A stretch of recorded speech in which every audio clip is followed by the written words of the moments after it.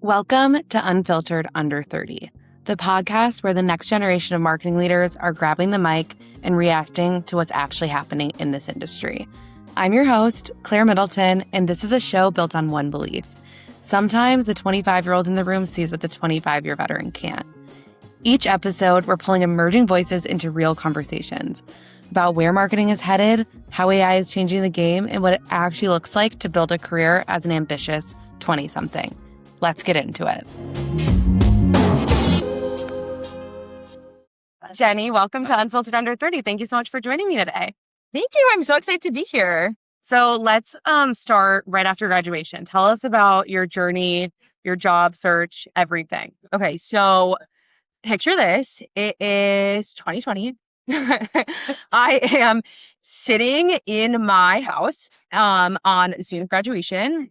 Actually, fun fact, I got cold called on Zoom graduation. Then most people can't say that. I was sitting in my house. I already had a job. I was set to go work at this company called Alpha Sites. It's in the expert network industry. The summer prior, I had interned at an investment bank. And really the most pivotal moment when I was in school was senior year. I was taking this class. It really changed the trajectory of what I decided that I wanted to do in the early part of my career.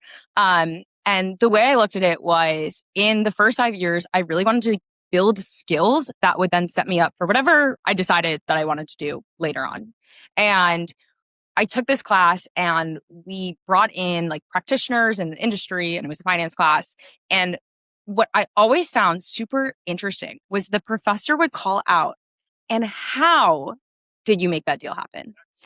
And I thought that was a really, really fascinating lesson of, okay, you can always learn the finance. Like, the technical skills are always going to be there to be able to learn, but it's really the soft skills and the sales and being able to communicate and talk to people and make those connections that I found to be extremely invaluable, especially from an early part of your career. That's typically something that you don't actually interface with until the later part of your career. But at that point, you haven't actually had any experience doing it. So I wanted to flip the script and get that experience at the beginning. So I worked at this company called Alpha Sites.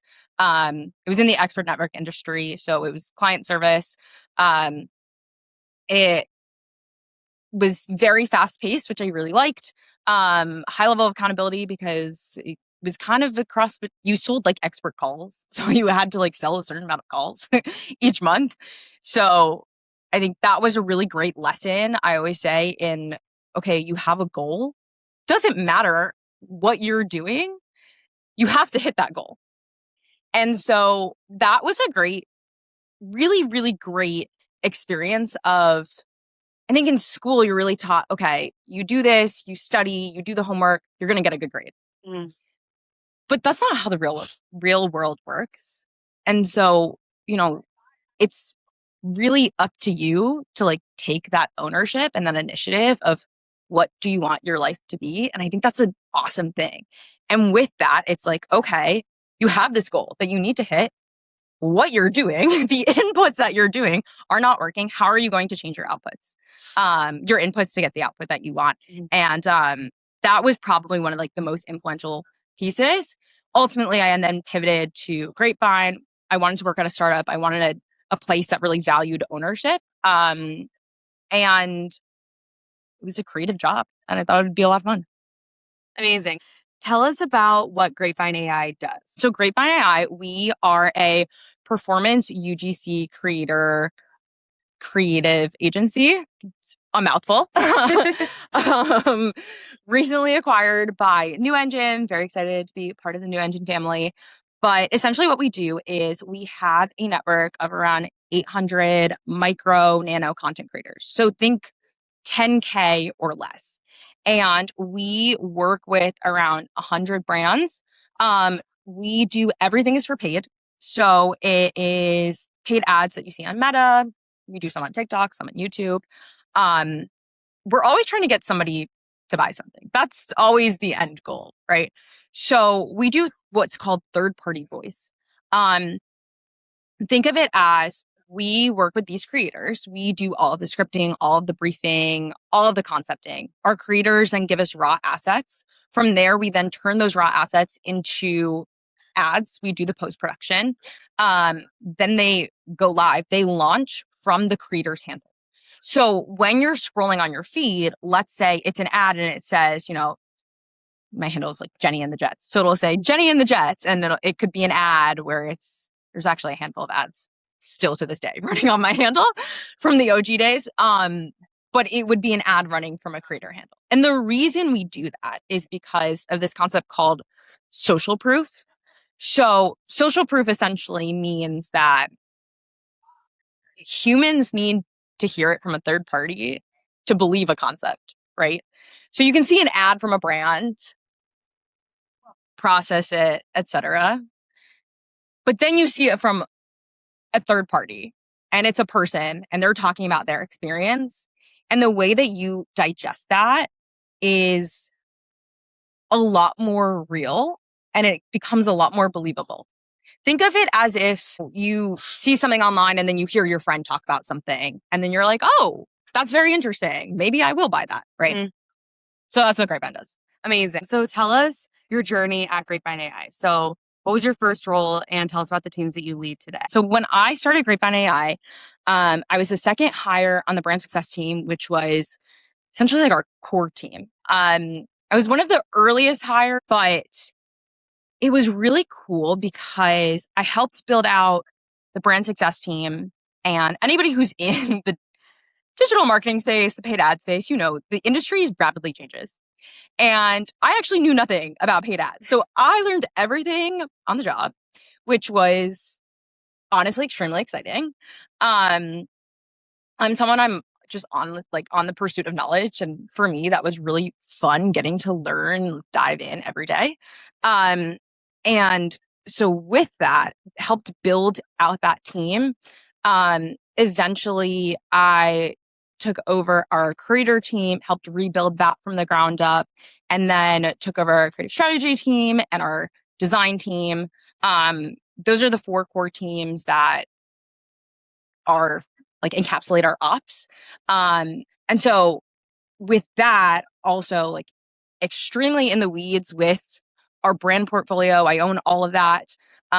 So kind of revenue operations, but then also at the same time, a lot of work, just even balancing the operations.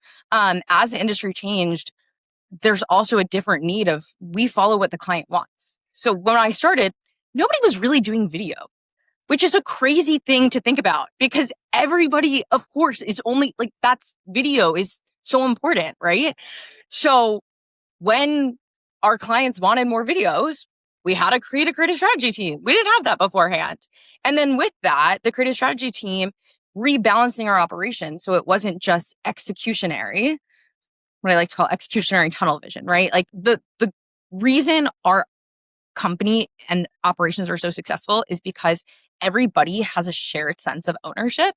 And that comes from really, let's get super technical in a racing matrix, balancing out the accountability of what everybody has. And the way I like to see it is, okay, number one, Grapevine, team sport. At the end of the day, we're extremely competitive, not with each other. We all want to win, and that's extremely fun, but we're playing on the same team. So what a cool thing to be able to do that.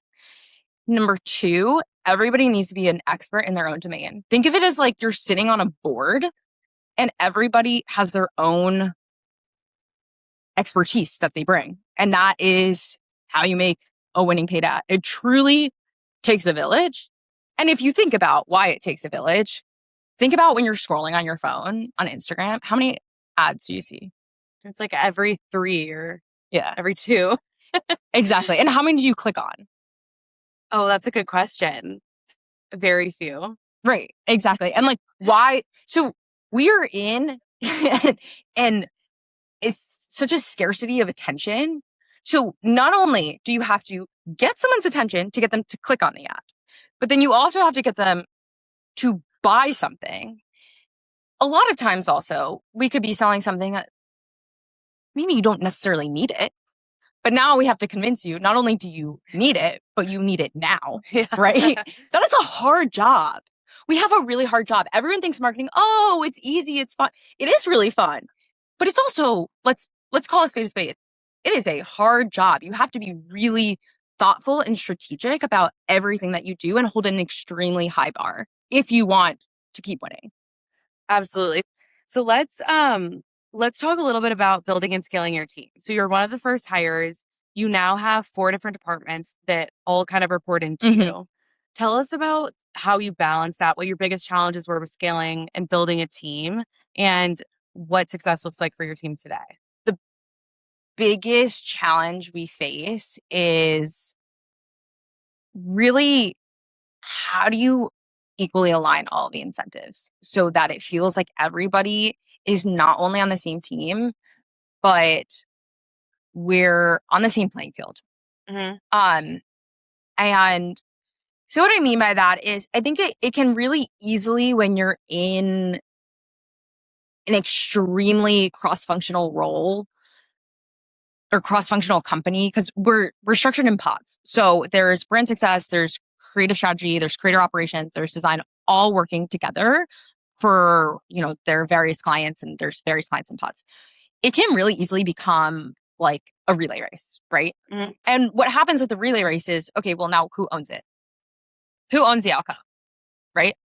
And then what happens with that is, okay, so now you can get blame and animosity, and nobody wants that, right? Like, we don't want a culture of fear or anything like that. And so we really take an active approach to make it a fun place to work and make it enjoyable and growth oriented. And I think like with that also comes mutual buy-in from the team of, hey, like, this is what we're very clear on, like, hey, these are the expectations. This is what you're signing up for. This is what we need from you, but like, this is what you get back, right? We need growth mindset. We're going to give feedback. I call it feedback positive, which some people incorrectly interpret as positive feedback. Not saying that we don't give positive feedback, but I think there's an element of people are scared of feedback because it can feel like a threat to your ego and your security. And when you take that away and you accept feedback as, hey, this person wants me to get better and Absolutely sees the potential that I can have, then it can become a really powerful thing. I totally agree. I think that that's such a misconception with feedback. People just get so in their own heads about it, which me included. I mean, it can be hard to get feedback. Yeah. I think that it is such a compliment when someone does it. They're literally taking their time and energy to try to make you better at your job, better at communicating. I mean, it's definitely a compliment. 100%. That. So tell us a little bit about, so is your team in office? Yeah, we're on the office. We're in the office 4 days a week. Okay. So tell us about how you are building a fun culture. Okay. So one thing I will say, the reason I also say fun culture is because at the end of the day, when you think about like fear, anxiety, stress, all that stuff, that actually in your brain inhibits creativity. We're in a creative role, right? So that is something, just even thinking, not only, of course, I want my team to be happy, but even thinking business outcomes, we're not going to get our best business outcomes if that's the case. Funnily enough, our best ads are always just like bits in the office, I would say it's also just kind of like the team genuinely enjoys each other's company as well. That's great. So let's talk a little bit about creators. So your model is performance UGC with no minimums. Yeah. Which is unique, right? Yeah.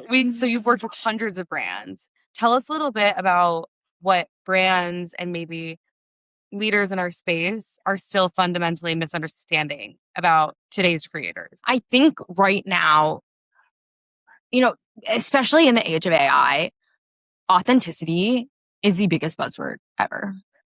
And what's really fascinating is everyone says authentic, authentic, authentic. But if you ask somebody to articulate what that means, it's very hard. Tell us about how you would define it. Like, it's a bit of a vibe. And what Totally. I mean by that is, here's the thing with that, is authenticity is,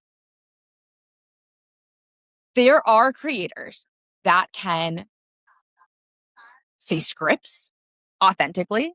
And then there are creators that can have prompts and they sound horrible, right? And part of that is also just a bit of how talented the creator is. And so when we talk about authenticity, it's a matter, in my opinion, it's a bit of a matter of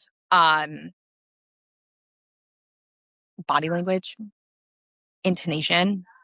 And I think that's really important. And the other thing, though, is authenticity is such a buzzword that we forget that actually what's more important than authenticity is who your audience is. So your audience should come first, and then you should find someone that can speak authentically about it, rather than finding people who authentically like your brand, because their POV might actually not match what everybody else says. The way I like to describe it is Family Feud. Have you ever seen Family Feud? Yes.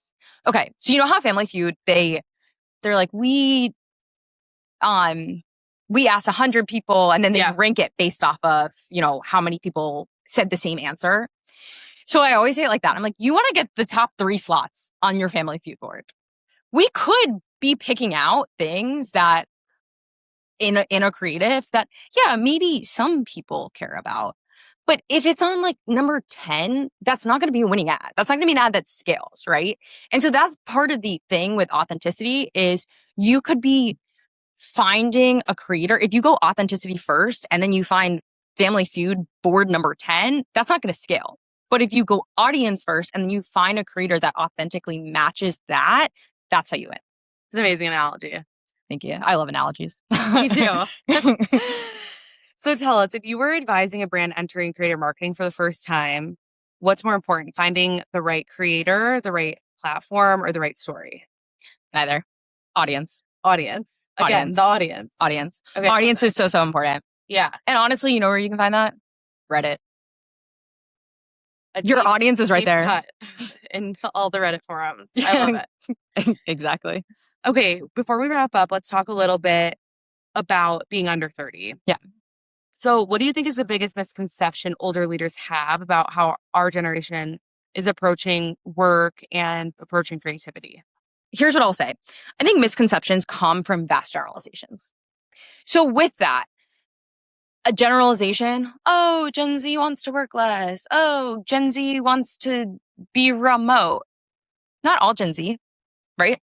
And when we're talking about that, it's, well, yes, there are for sure cultural differences between millennials and Gen Z. You can 100% see it. It's more in the terms of how are you motivated? So interestingly enough, my team, they're really motivated by competition. We love good competition. They're motivated by premium experiences, camaraderie. So if we can do something that encapsulates all of that, we actually have an incentive program that we do monthly that encapsulates all of that. It's a really great way to motivate the team, right? And it gets them excited about their work and bought into it. Doesn't mean that Gen Z doesn't want work-life balance, but the difference is if you're energized by your work and you're energized by your job, work-life balance looks very different than if you're working a 9 to 5 that you hate. It's so true. I think that there's also this idea of people that are growing up today, coming up in the workforce right now, like the under 30s in particular. I think we don't have the same ideas about what our life in retirement might look like, what the world will look like. I think there's a lot of uncertainty, which has happened in almost every generation as well. I mean, certainly in every generation, there's been phases of uncertainty. And I think that so much of what our generation believes is longevity. Like it's about, and it doesn't mean we can't work hard. It doesn't mean we don't care about our careers or putting in extra time. But I think that there is this idea of I may have to work longer than my parents had to. I might not buy a house when I want to. I might not have kids at the same age as generations before me came, if I have kids at all. So I think that so much of that too, and what you're saying has to do with like retention and respect of we understand that this is what motivates you. Which I think is just an overall great outlook on, trying to understand the next generation. Because I think so much of it doesn't have to do with, I want to work less and I still want to retire as soon as possible. It might just mean I don't always want to work insanely hard and be burnt out and also have to work until I'm 80 and never buy a house. Yeah, which extremely valid point of view, right? And you know what too is the best way to learn that? Ask your team. We ask our team. And we have an open door policy for feedback, right? And I know a lot of companies say, oh, we have an open door policy for feedback. And they don't actually mean it. But we want to hear, if you're unhappy, hey, let's change it. Totally. Give us a recommendation. We want to know. Totally. So if you had 2 minutes and you walked into a room full of CMOs or industry leaders, you had, so 2 minutes, one concept or misconception or idea that you'd want to bring them on board to, what would it be? Yeah. Okay. So something that has been really top of mind for me just in the age of AI. I feel like everybody's talking about what's the future of AI? What's the future of AI? And what's really fascinating is you're not going to be able to predict that, right? And even if you can predict where AI can go, you're not going to predict what the human behavior counter to that is. It's a great point. Right? So like right now we're experiencing, AI backlash. Everybody is we're in-person events up so much, right? And so everybody is craving that sense of connectivity, that sense of disconnection. I recently heard Final is up, which I found very interesting. But I bought a record player last year. There you go. Exactly. Exactly. And so to me, what that signals is actually, it's not a matter of, can you predict where AI is going and then staff your team accordingly? No, you need to be able to staff your team for agility. And what does that look like, right? That's a better question because AI likely is going to continue getting better. What's not going to change is the talent. What's not going to be change is the human element of the nuance that AI is not going to be able to keep up with because humans cannot articulate it themselves. You saw me struggling to articulate what authenticity is, right? I do this every single day. So to that realm, what I would say, what you need to be to create an agile team is you need to be quick to action, which is important. But in order to be able to do that, you need a team that critical thinking, extremely high, extremely, extremely high. Pattern recognition is something that people do not talk about enough. Extremely, extremely important. If you can recognize patterns and signs before other people, then your speed to action way faster. Really high. Growth mindset, you want people that lean in and that want to learn. So just natural curiosity. And then, I would say those are probably the biggest ones of how you craft a team that's built for agility for a changing landscape. I love it. So let's move into our lightning round. Okay, let's do it. What is your final unfiltered advice? Okay. There's a few tiers of this. Number one, for anybody just starting your career, pivotal to your success is somebody that is invested in your growth, invested in your success and your growth. Vital. That's number one. Number two is be on the pursuit of knowledge. Be on the pursuit of knowledge and experiences. Because what I see a lot of times is people get really caught up in, but this career path and this, this is what I could do next. And you're losing sight of what you're actually learning and what you could be gaining, right? In that moment. The third, in relation to that, be opportunistic, right? Opportunities are everywhere around you. And if you do not open your eyes to see them, they're going to pass you by. And being on the pursuit of knowledge and experiences is going to enable you to view your surroundings with that lens. And then when you decide, okay, maybe this role that I'm in, I've grown past this, and you want your next one and you need to interview, now instead of thinking, this story, you now have all of these experiences that you can organically talk about because you wanted to learn and you wanted to grow, rather than I'm doing this for my next stepping stone. What's one thing that people earlier in their careers are worrying way too much about? Exactly that. It's, how, what is that? Receipts, timeline, screenshots. Yeah. From Housewives. Yeah, exactly. Yes. It's like that, but it's like career path, interview. What should I do next? Right? Yeah. Like, we're too worried about that. Stay in your own lane. Focus on you. Focus on growing and learning. And what's most important is how can you give yourself the most amount of skills and experiences and knowledge to set yourself up for whatever you decide you want to do down the road. And that includes also your network and the people that you have invested in you. Absolutely. What's one belief people under 30 have about marketing today that everyone else is going to catch up to? Yeah, that's a really great question. To be honest, I'm not sure. And the reason I'm not sure is because human behavior is extremely unpredictable, right? And so, what's interesting is we can see the patterns as it happens and then from there be able to adapt. But I think it's really hard, especially with new technology. It's really hard to predict where that's going to go and how people are going to react, right? And I think what's interesting about that is I would argue that I'm sure when the internet was created, people were probably like, oh my God, technology is going to take over, right? Like it's anytime there's a new technological advancement, like it's human nature to be like, wow, like this is the end. We have Wall-E, for example, right? Like it's like, oh my God, that's where we're going. But also at the same time, then there's the natural fear of humans of actually, this is not what we want. Like we are human beings. We are connected people and we crave we're social beings and we crave that. And what I think is fascinating with that is like how the world is going to continue to change and evolve around that.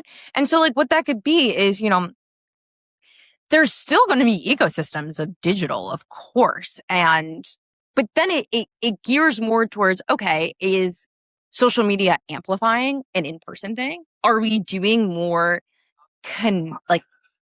connected? And then you have the amplification of it. I don't know. I think it's like really fascinating to be able to predict it. I also think I'm along for the ride. And what I think is really fun is, to me, rather than being able to predict it, I just like to spot the patterns and then move quickly on them. I love it. Jenny, thank you so much for being unfiltered. Thank you. It was a lot of fun. You're listening to the Mediaocean Podcast Network. For more of our shows, visit www.mediaocean.com/podcasts.